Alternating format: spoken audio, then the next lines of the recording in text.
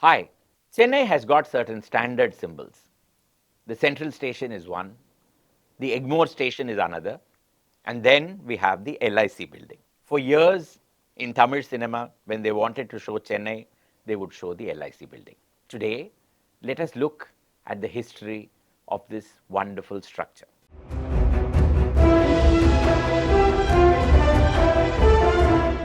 54 meters in height, and that translates to 177 feet. It stands on an area of nearly 3 acres, or 51 grounds roughly. Inside, it has got office space of 1,26,000 square feet spread across 14 floors. Constructed in the 1950s, it was truly a wonder. We all know of it as the LIC building, but in reality, it should have been called the United India Life Assurance Building. And that is a bit startling, isn't it?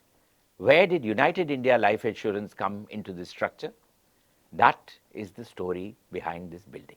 There was a time in the 18th and the 19th century when Indians were not allowed to insure themselves. There were insurance companies in India, but they were meant only for the Europeans. Indians were not considered worthy of insurance. Recently, when the Queen of England died, I was quite amazed at the volume of condolences that poured forth from India. I just thought that people had forgotten their history. Less than 200 years ago, we were not considered equal to the Europeans. We were not even worthy of being insured. And that was what happened for a very long time. European companies used to advertise saying that native lives will not be insured. And that basically meant that we were not worthy of it. All this would change in the early 1900s. A bank called Arbuthnot and Company collapsed in South India, run by the British. It failed and took away the savings of several 100,000 people. And that was when an awareness came about that Indians perhaps needed to start their own companies. This also coincided with the Swadesi movement. People like V.O. Chidambaram Pillai, Subramanya Bharati, and others were asking questions as to why Indians could not start companies of their own to manufacture products. That was when some Indians decided that they would get into insurance. And all over the country, insurance companies began to be started. You would find that there was a message in their names: Bharat Insurance, New India Insurance, United India Insurance, Swadesi Insurance. You knew exactly what was the message that they were propagating. United India Insurance began in Madras city in 1906, founded by the Lingam brothers. It, however, came under the managership of Rajendra Rao, who was a very enthusiastic insurance salesman, and the company grew slowly. In 1915, Rajendra Rao died, but the company was then handled by Krishnaswamy Rao, who was a former Diwan of Travancore. In 1922, Krishnaswamy Rao handed over the business to Sir M.C.T. Muthaya Chettyar, and he grew the company manifold. But its greatest years were when Muthaya Chettyar's son, M.C.T. Chidambaram Chettyar, took over the company in 1929. Thereafter, United India Assurance grew in leaps and bounds, and by independence, it had a total value of 25 crores in insurance policies.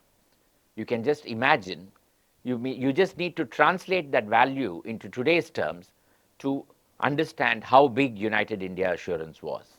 Insurance companies did not invest the money that they received in shady deals or in stock market.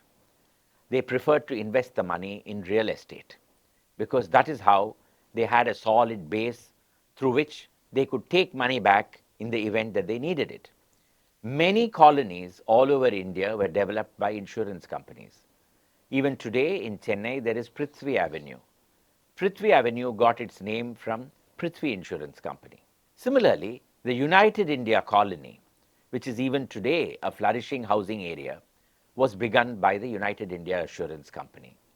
Chidambaram Chettyar himself was a connoisseur of fine buildings.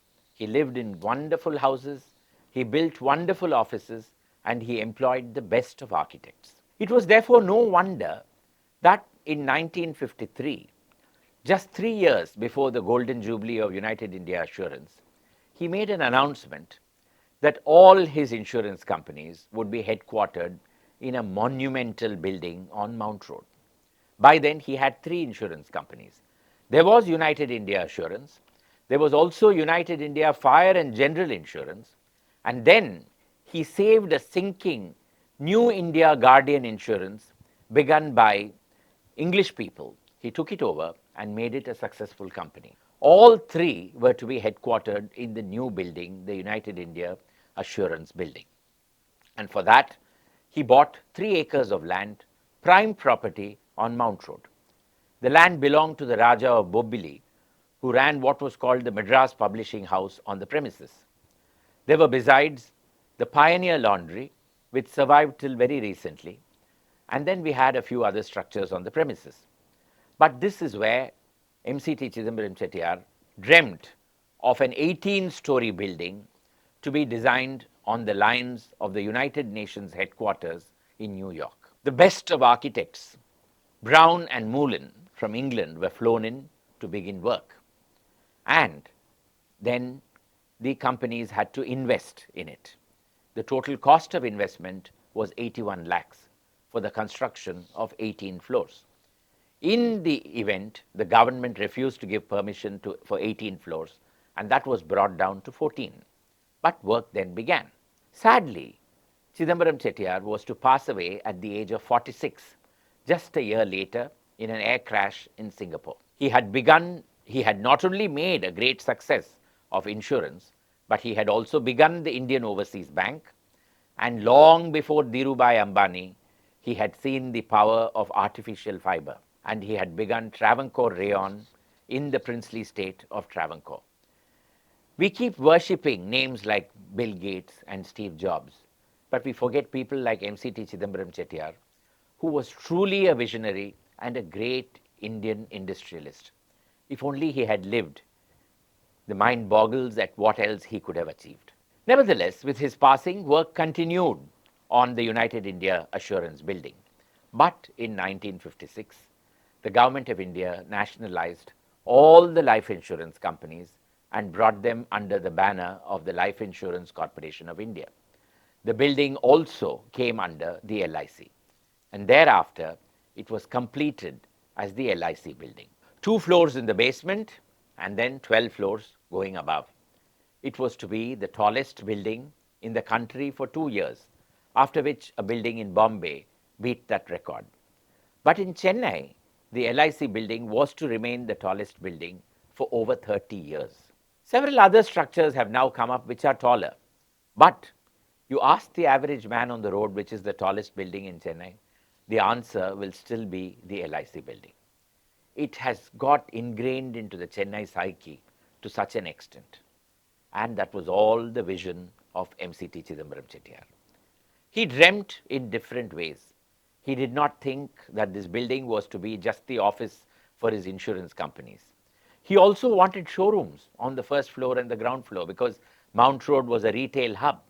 So you had V. Perumal Chetty and Sons, Umudi Bangaru Chetty, all kinds of shops. They were all there for several years. Finally, they vacated when their leases got over, and today it's an insurance company headquarters. It still remains a very, very impressive building. Much of the facts in this episode came from this book, The Unfinished Journey, the story of MCT Chidambaram Chettyar, written largely by S. Muttaya, though his name doesn't come on the cover, published by the MCT Chidambaram Charities. Much later, A. Srivatsan in the Hindu would give us some more fascinating details about the LIC building.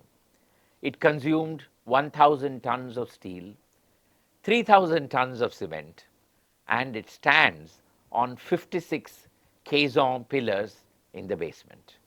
Truly a wonder. It still remains so. We must be thankful that the city of Chennai has landmarks like this, which it can truly call its own. Thank you very much, and see you in the next episode.